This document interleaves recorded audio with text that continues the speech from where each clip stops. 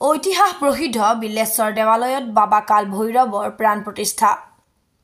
নলবাৰী জিলাৰ আয়ুক্ত বৰ্ণালী ডেকাই মানস কৰা অনুসৰি আজি নলবাৰী জিলাৰ ইতিহাস প্ৰসিদ্ধ শ্ৰী শ্ৰী বিল্লেশ্বৰ দেৱালয়ত বাবা কাল ভৈৰৱৰ প্ৰাণ প্ৰতিষ্ঠা কৰা হয়। বিভিন্ন মাংগলিক কাৰ্যসূচীৰে সুদূৰ জয়পুৰৰ পৰা কাল ভৈৰৱৰ মূৰ্তি আনি আড়ম্বৰপূৰ্ণভাৱে দেৱালয়ত প্ৰাণ প্ৰতিষ্ঠা কৰা হয়। জিলাখনৰ পশ্চিম নলবাৰীৰ বিল্লেশ্বৰ দেৱালয়ত এই উদ্দেশ্যে আজি পুৱা ৫১ গৰাকী স্থানীয় মহিলাই পানী তোলা কাৰ্যসূচীৰে মাংগলিক কাৰ্যসূচী আৰম্ভ কৰি মূল মন্দিৰত পূজা অৰ্চনা কৰে।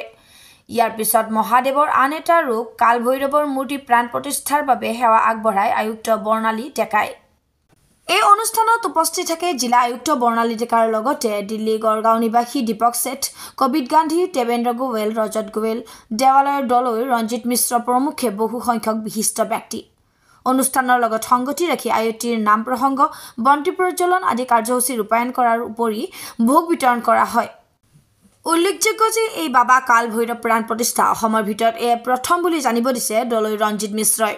আমাৰ ৩১ জানুৱাৰী তাৰিখ শুভ দিন এটা আৰু আজিৰ দিনটোত আমাৰ বিল্লেশ্বৰ দেৱালয় আটায়ে জানে অসমৰ ভাৰতবৰ্ষৰ প্ৰসিদ্ধ বিল্লেশ্বৰ দেৱালয়, ইতিহাস প্ৰসিদ্ধ শ্ৰী শ্ৰী বিল্লেশ্বৰ দেৱালয় আৰু ইয়াতে আমাৰ কাল ভৈৰৱ বাবাৰ মূৰ্তিটোৰ আজি প্ৰাণ প্ৰতিষ্ঠা অনুষ্ঠানটো আয়োজন কৰা হৈছিলে। যোৱা এসপ্তাহৰ পৰাই আমাৰ পূজা চলি আছিলে আৰু আপোনালোকে দেখিছে যে স্থানীয় ৰাইজ ইয়াত উপস্থিত আছে আৰু অসমৰ বিভিন্ন অঞ্চলৰ পৰাও ৰাইজ আহিছে আজিৰ এই মংগলময় অনুষ্ঠানত উপস্থিত থাকিবলৈ আৰু এই ছেদতে আটাইলৈ মই মোৰ আন্তৰিক শুভেচ্ছা জ্ঞাপন কৰিছোঁ। নিশ্চিতভাৱে আমাৰ আটাইৰে বাবে এটা আন্তৰিকতা, এটা এটা ফিলচফিকেল বা স্পিৰিচুৱেল যিটো কয় যেনে মন আৰু আত্মাক চুই যোৱা ধৰণৰ অনুভৱ আটাইৰে বাবে হ'ব ইয়াত যিসকল উপস্থিত আছে। আৰু আজিৰ যি ধৰণৰ পৃথিৱীখন নিশ্চিতভাৱে আমি যিকোনো ভাষা যিকোনো ধৰ্মাৱলম্বী লোকসকলৰ এটা স্পিৰিচুৱেলিটি বা ৰিলিজনৰ প্ৰতি দৰকাৰ আছে যে আমি আগবাঢ়ি যাওঁ আৰু যিয়ে হওক আমাৰ স্পিৰিচুৱেল যিটো দিশ আছে সেইটোত আমি থাকোঁ আৰু এটা সামূহিকভাৱেও ইতিবাচক দিশত আমি আগবাঢ়ি থাকোঁ। এনেকুৱা এটা পবিত্ৰ দিন যে প্ৰথমবাৰৰ কাৰণে অসমৰ প্ৰথমটো কাল ভৈৰৱ বাবা বিল্লেশ্বৰ দেৱালয়লৈকে আহিছে। আজি তেওঁৰ প্ৰাণ প্ৰতিষ্ঠা। আমি যোৱা ৭ দিন ধৰি তেওঁক জল অভিষেক কৰি বিভিন্ন পুৰোহিত মণ্ডলীক আনি আমি জল অভিষেক কৰিছোঁ। আজি তেওঁ সম্পূৰ্ণ প্ৰাণ প্ৰতিষ্ঠা হ'ব। কিন্তু এইটো এটা ভাল লক্ষণ যে কাল ভৈৰৱ আহিলে কলা কুকুৰ আহে। পৰহি হঠাৎ আমি তেওঁক যেতিয়া জল অভিষেক কৰি আছোঁ এটা কলা কুকুৰ আহি তাৰ ওচৰতে ৰৈ আছিল। এইটো আমাৰ ফটোটো আছে সন্নিৱিষ্ট হৈ পেলাই। এইটো এটা ভাল খবৰ আমি পাইছিলোঁ।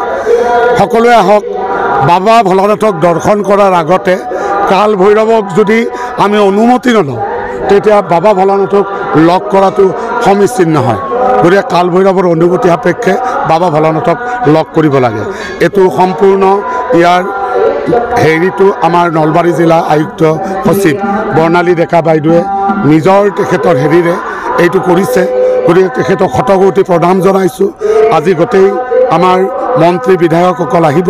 কিছু পিছতেই আমাৰ ৰাতিপুৱা ৮ বজাৰ পৰা কাৰ্যসূচী চলিছে, ২ বজালৈকে আমাৰ চলিব সম্পূৰ্ণ আধ্যাত্মিকতাৰে। গতিকে সকলো ভক্তই আহক, কাল ভৈৰৱ দৰ্শন কৰক, সকলোৰে মন সুন্দৰ কৰি গঢ়ি তোলক।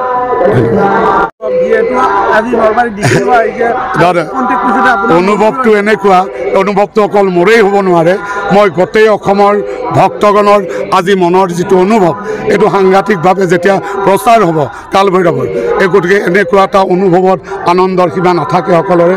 আমিও ঠিক তেনেকুৱা এটা হেৰিৰে গৈ আছোঁ। গতিকে সকলোৱে আহক, কাল ভৈৰৱ দৰ্শন কৰে। এইটো জয়পুৰ ৰাজস্থানৰ পৰা। নিউজ ডেস্ক ৰিপৰ্ট ইত্যাদি A to Z।